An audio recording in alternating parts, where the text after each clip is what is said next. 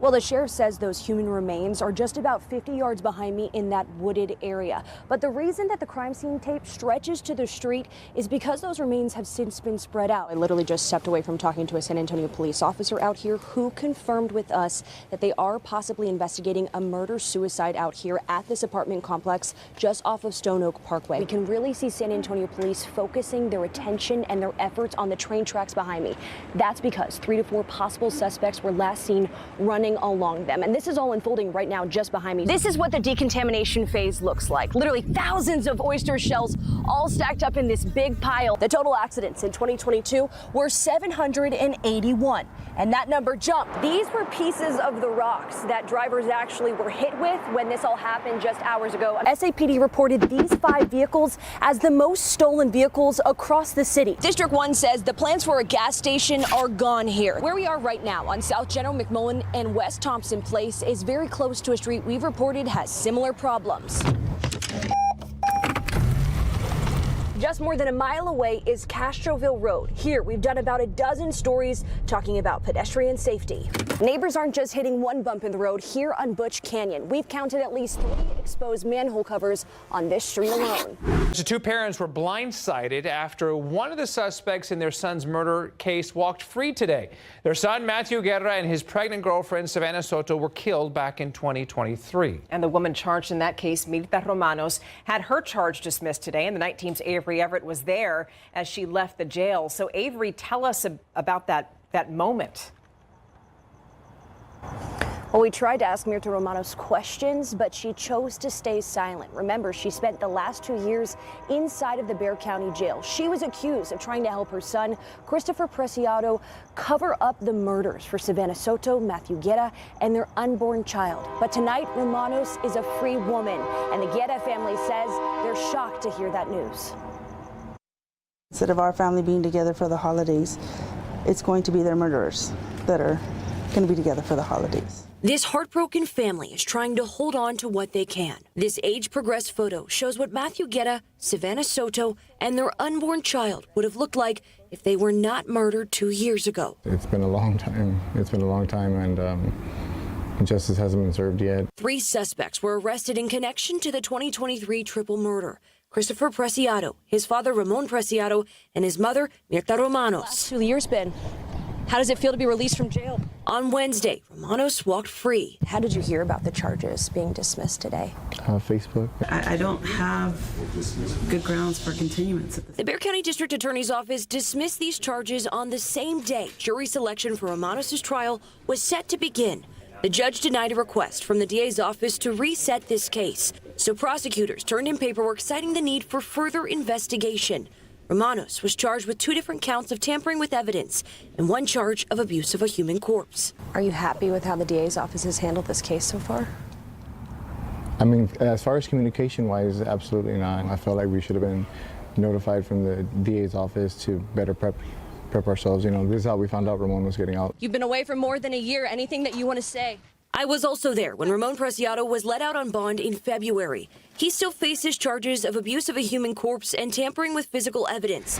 Their son, Christopher Preciado, is still in jail, facing multiple charges, including capital murder. We're ready for some closure and for some justice to be handed down. For the Guerra family, every delay feels like another setback, but they say that won't stop them from fighting for justice. We're just going to continue to fight for justice for them and just keep their name alive. The Guerra family says they were told by the DA's office that charges might be looked at again for Romanos after Christopher's trial. That trial is expected to start early next year. Reporting live, I'm Avery Everett, KSAT 12 News. Fear and heartbreak for local parents. Not only were shots fired at their home, their son is actually one of the suspects. Yeah, so tonight, the night team's Avery Everett takes us to South Bexar County, where that couple is calling for accountability.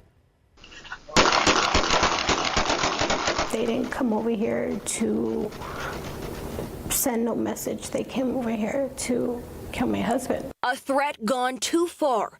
That's how Erica and Jesus Negrete described the shooting their family survived. It started with my son. We ended up getting his report card. He was missing 4 credits. We asked him, to do the dishes, and he started slamming stuff. And from there, that was the first time he had made a threat towards my husband, saying that he was going to put a bullet in his forehead. That was the first threat Erica says her 16-year-old son made to his stepfather Jesus back in June.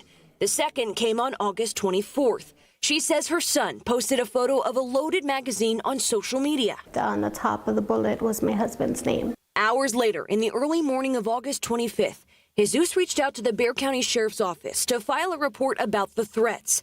A deputy visited his home around 1 a.m. and left about 40 minutes later. It was at 3 a.m. the gunfire began. Once my wife started screaming, I told her to get down, and all I could remember just the kids. So I was laying over there, and I ran this way, and I just completely fall right here. Erica and Jesus were home with 3 of their children. No one was injured. It needs to stop. The gun violence needs to stop. An affidavit alleges their son and 3 others were involved in the planning of the shooting. In this video from the doorbell camera, we can only see 3 people firing weapons. But of the 4, only 1 of them is over the age of 18. Now, we've learned his name is Benny Garcia, and he's facing a 3rd-degree felony charge of deadly conduct, discharging of a firearm. BCSO says it cannot release information to us for people under the age of 18. That's part of the reason why this family is coming forward. They had no remorse that the whole family was inside. The shooting happened almost 2 months ago, but the scars are still here. Bullet holes have been patched, but the family says they're still uneasy sleeping at night. I'm very, very hurt, very, very shocked. We're still shooken up. Avery Everett, KSAT 12 News. A San Antonio woman says city construction made it nearly impossible for her to leave her own home. After weeks of not getting any help, she turned to us here at KSAT. And Avery Everett was there as she finally got some answers. And tonight, we follow through. Here since 1983. Mary Lou Aguirre has called this San Antonio street home for more than 40 years. But now she says Capitol Avenue construction is making her feel trapped. There's a big hole in the area that I used to get out. Mary Lou uses a wheelchair. Basically all the time. After part of her leg was amputated 2 years ago. Now her front door is not accessible, so she uses a path through the backyard to leave her home. But once this bond and street reconstruction project began, that path was blocked, and it stayed that way for weeks. They tore up the sidewalk and they just left it like that. She says she tried contacting the city, but never got help. Last week I called them. So she reached out to KSAT. Easy. Adam's coming, Mary Lou. Photojournalist Adam Higgins and I met Mary Lou on Monday. So we'll go over here. Where there used to be a sidewalk sat a huge pile of rocks, one big enough that Mary Lou couldn't leave her yard this way. I can't get out here. On Monday, I emailed a spokesperson with San Antonio's Public Works Department to ask about Mary Lou's situation. And it only took hours for a solution to get started. Hi, Mary Lou. How are you? I'm good. We visited again on Tuesday morning. Mary Lou says multiple people with Public Works stopped by to give her an update. He explained to me that they were not finished. They had gone on, but they would be coming back and it would be taken care of. So less than 1 day later, this is what her back driveway looks like. That pile of rock and debris has since been removed, and crews have tried their best to smooth this over. Over email on Tuesday, Public Works said Mary Lou's sidewalk and driveway should be fixed in the next couple of weeks. Are you feeling hopeful after seeing the progress? Oh, I'm feeling very hopeful. In fact, I feel like crying. I feel so good. Thank you. Thank you. You guys have been great. For the first time in a while, Mary Lou says she can finally see a way forward and a safe path off her property. Avery Everett, KSAT 12 News. I'm so glad Mary Lou got a solution there. Once that sidewalk is fixed, Mary Lou's next focus is to find an accessible new ramp. On KSAT.com right now, we have broken down who you should contact with the city to get help if you're in a similar situation.